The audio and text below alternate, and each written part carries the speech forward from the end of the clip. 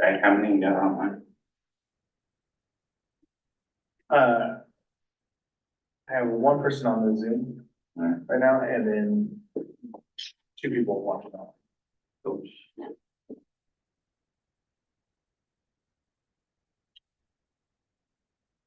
All right, well, for the sake of time, I'm gonna go ahead and get started. Can everybody hear me?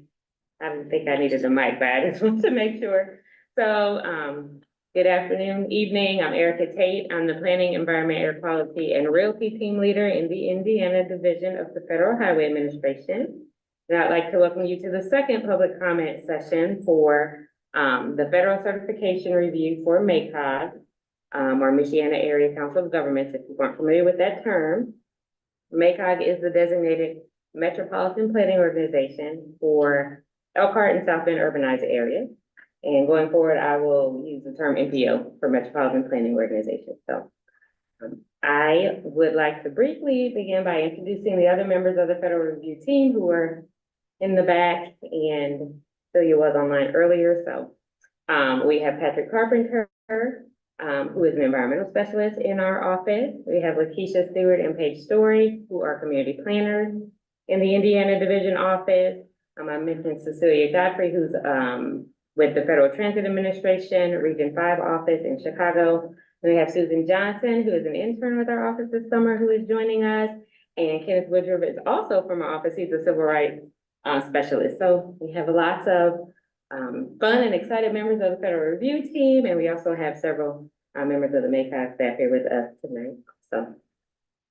So why are we here? The Infrastructure Investment and Jobs Act, or EJA, continue the requirement that every 4 years, MPOs with a population of more than 200,000 have a review of their transportation planning process. So the last review for MACOG was done in 2020. It's now 2024, and so we are going forward with the updated review. The reviews are meant to highlight good practices in transportation planning, exchange information, and then identify opportunities for improvement and engagement with the public. And then the review, because of that, includes opportunities for the public to provide comment on their experience with the transportation planning process. So why are you here? To give your opinions of the process, to talk about your involvement, to notify your friends and family that they have an opportunity to give their opinion of the planning process as well. Public input and participation is a key part of the transportation process, and we'd really like to know more about your experiences with MACOG. We have our own perspectives, but we like to hear from you about how you have engaged and ways you've experienced the process. So if you would like to provide comment at a later date, you can send your comments and via mail, and I will share my address later, or you can complete an online comment form that MACOG has developed, and that form will be available through July 24th. You can also, like today, if you want to put something in the chat, or we have these little comment cards that Lakeisha's holding up in the back, if you want to write something down, or you can really come up and talk if you feel so bad. You can do that as well. We will make sure to make note of your comment. So this is what I mentioned here, how you can submit your comments. The link to the public comment form is there. And again, that will be available until July 24th. And as a reminder, at the end of this presentation, I will put my address up there in case you want to go old school and mail me a comment and use a stamp. We will read them. So what happens to your comments? We create a report every time we do a certification review, and that report is published, is made available to the public for that 4-year time frame in between reviews. And that report will include not only a summary of the discussions we have with the MPO staff, but also a summary of comments. So the comments won't be specific and say, like, Patrick mentioned that he really did not have a good experience with the MPO, but it'll be a summary. You know, we've heard several comments about projects, or we love that MACOG has virtual opportunities for engagement, that type of thing. So let's talk a little bit, and I kind of already mentioned it, about the outcome of the review. There are kind of 3 possible outcomes when we do this every 4 years. We look at the planning process and we say it meets requirements, so it is certified.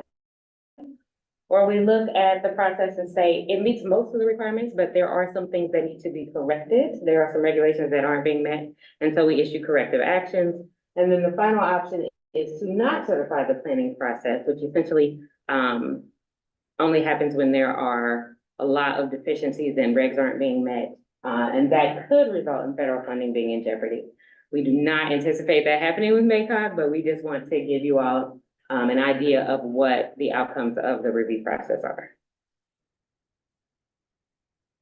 So I'm gonna talk a little bit about the planning process, because I know that can be vague. So what is it? It's a process by which transportation decisions are made, projects are planned, developed, prioritized, and then hopefully implemented, right, for the region. And this is an ongoing process. It doesn't start and stop at any one moment in time. Ever since MPOs were part of this, since like the 1960s, this process has been continuing. So goals and priorities are established by federal, state, and local agencies, as well as tribal governments in the transportation planning process.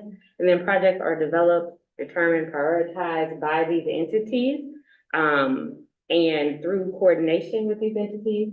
And then we make sure that the projects that are programmed, and I'll talk a little bit more about the SIP in a minute, but that are programmed in the statewide transportation improvement program and corresponding transportation improvement program that the MPO developed, that they are fiscally constrained, meaning that they are realistic, that we have money to develop, implement, and maintain, in most instances, these projects. So why is the process important? Funding is limited. We have money, but we don't have enough to do everything we want to do. And this process really helps decide the most efficient, safe, effective, and equitable way to spend the money that we do have to make sure that we create reliable, and secure infrastructure, for our current and future transportation system. So that's really the end goal of the planning process. And who is involved? So we have MACOG, which you talked about, the MPO for this region, the Indiana Department of Transportation, the State Department of Transportation. Then we have our transit in the area, Transpo, the Interurban Trolley, Now, START, or Dollar Ride, and Nixie, the commuter transit district. So all of these are involved, as well as the Federal Transit Administration, the Federal Highway Administration, and then also, hopefully, the public is involved in the transportation planning process. And so there you have local citizens, interest groups, and many others, which I will talk about here in just a second. I already mentioned the 3C approach. So the planning process should be continuing, meaning that it's ongoing. It should be cooperative, meaning that there should be many people at the table involved in the process, involved in the decision-making, because many people are impacted by the outcome, right? And then it should be comprehensive, taking a broad look at the region and looking both for the present or short term, 1 to 4 years, and then the long term, 20 years and beyond. In order to ensure the process is continuing, cooperative, and comprehensive, we kind of have 5 major planning documents that come from the planning process, and I'm going to talk briefly through those. But so on your left, you have the Unified Planning Work Program, or UPWP, the Public Participation Plan, the Congestion Management Process, the Metropolitan Transportation Plan, which MACOG refers to as their RTP. I've gotten education this week, but it is still the same, their Long Range Transportation Plan, and then the TIP, the Transportation Improvement Program, which looks at a shorter time frame. So the Unified Planning Work Program includes activities, products, identifies responsible parties like consultants, agencies, and then it outlines a budget or associated costs to do the work of the planning process. Federal Highway and Federal Transit do review this document. It is updated every year. And we look at it to make sure that the activities outlined are eligible. I used an example yesterday.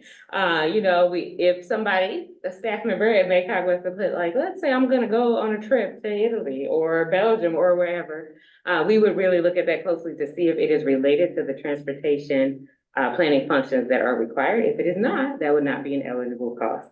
So we do review those routinely. And like I said, the MPO and the state actually develops a work program every year, or updates every year.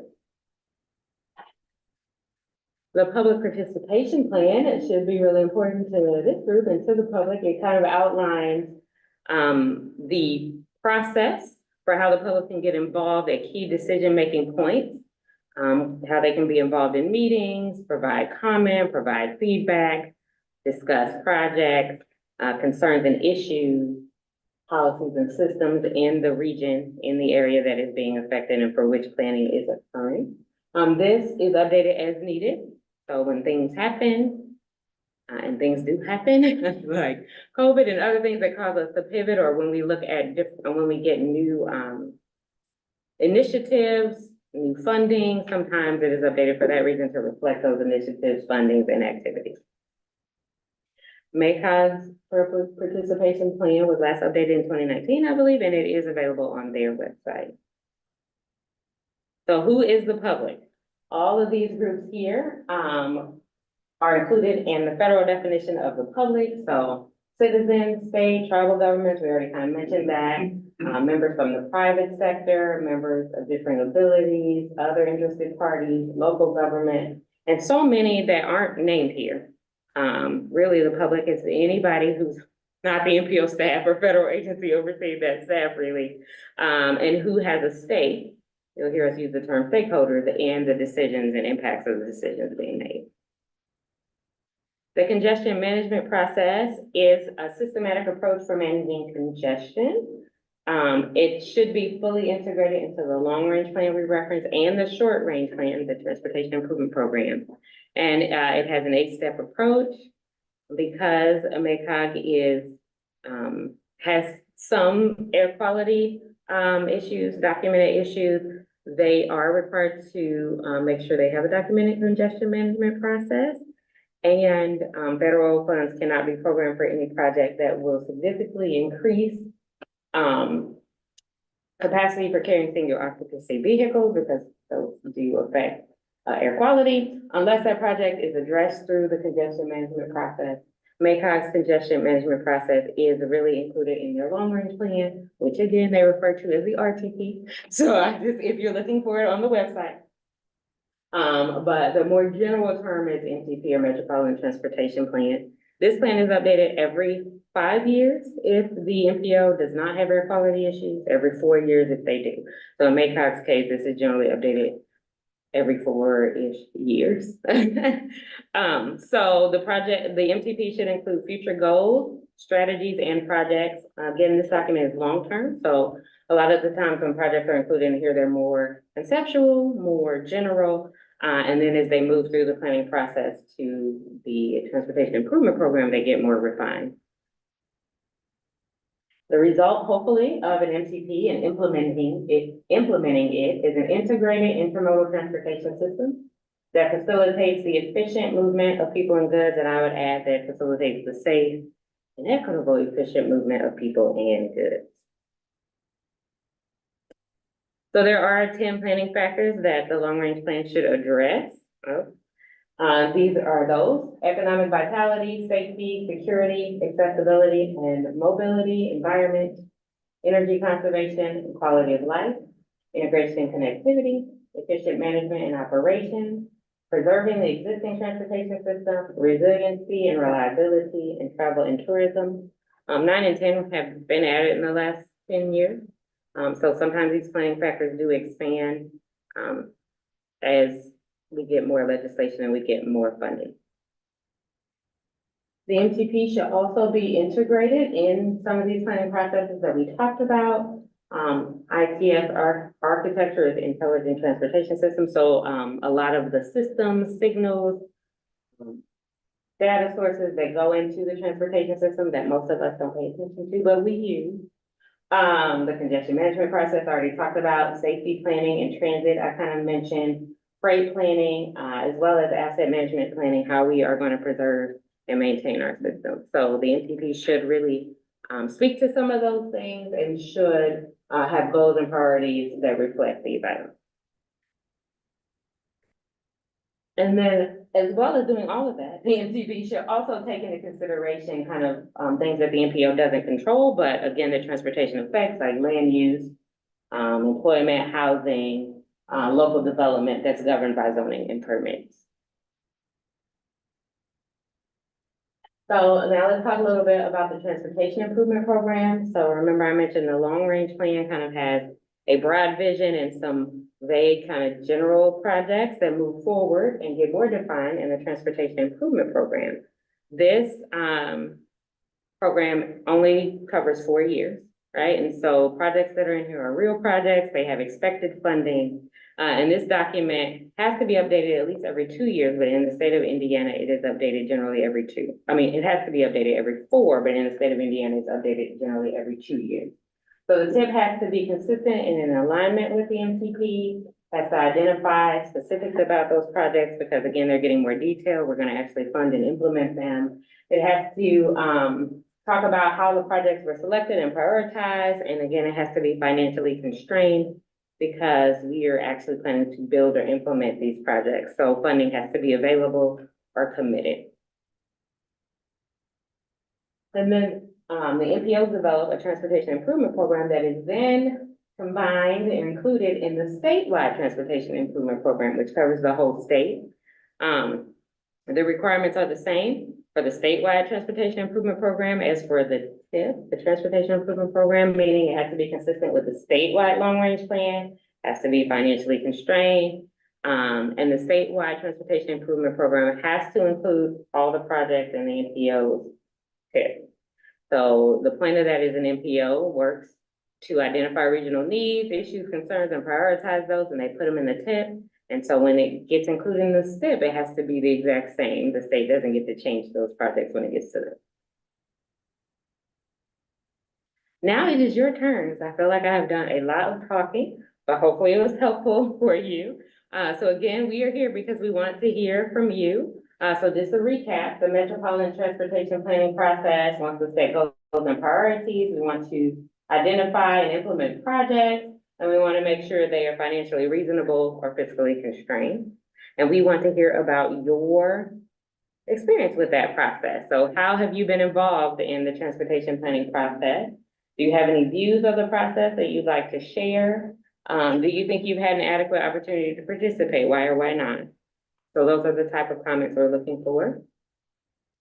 And you can submit comments here at this meeting. You can come up to the mic, you can write them, you can put them in the chat. You can also send me a lovely letter. You can mail it to me. This is my address, 575 North Pennsylvania Street in Indianapolis, 46204, Roomworth Suite 254. And you can email it to me as well, erica.tait@dot.gov. Or you can fill out this lovely online form. And you can do either of those, mail or this online form, up until July 24th. So with that, I will say thank you for your time and attention. We will be around, and you can also share this information with your friends. They can submit comments too. They can mail me lovely letters. I will be looking for them. So thank you all very much.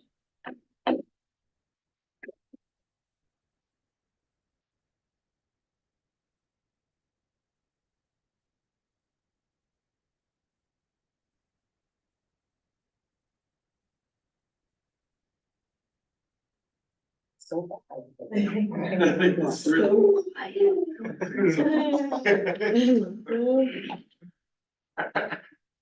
Back to the end of the stream.